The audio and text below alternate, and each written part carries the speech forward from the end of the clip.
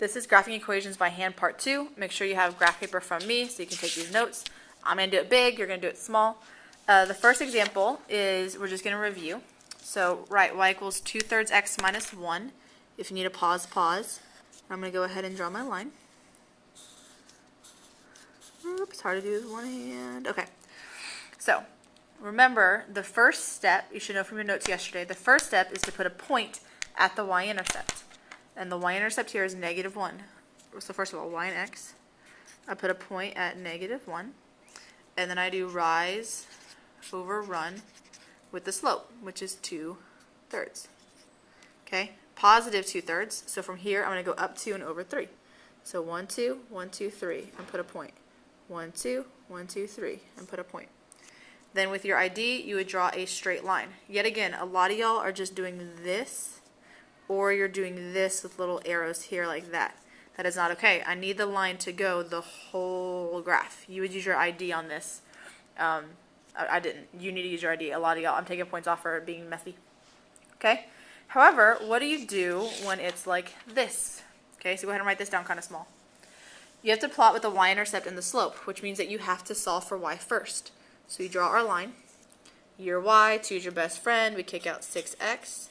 This should be very familiar because we've done this a lot. And then we're left with 2y equals -6x plus 6 because it's a positive 6. And then we divide by 2. If I'm going too fast, just pause. But this is something that you've done a million times. Just to let you know, -6 divided by 2 is -6x. And a positive 6 divided by 2 is, oh wow, I did that wrong. Woo! -6 divided by 2 is -3x. And a positive 6 divided by 2 is +3. Okay, so you have to solve for y first. And then from there, you graph. So you make your x and y axis. So you do it however you need to do it. It should be much straighter than mine because you're doing it with 2 hands, not 1. And this is y and this is x. We put a point at the y-intercept, which is +3. So on your graph, go up 1, 2, 3, and put a point.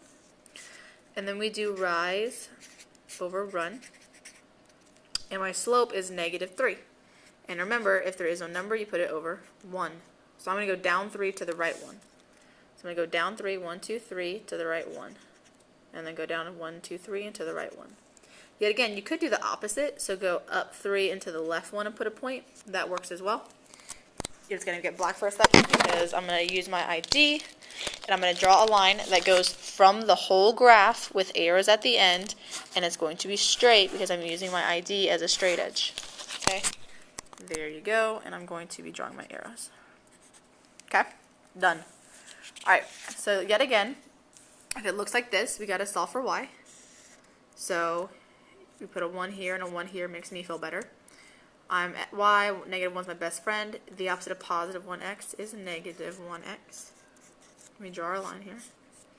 -1y equals, and we write these things side by side, okay, as we've done before. And then we divide by -1. Okay? -1 divided by -1 is just positive 1x.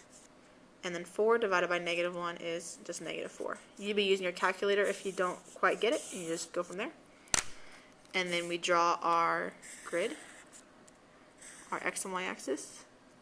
Yet again, yours should be much cleaner than mine. And I label the y and the x. I put a point on my y-intercept, which is -4.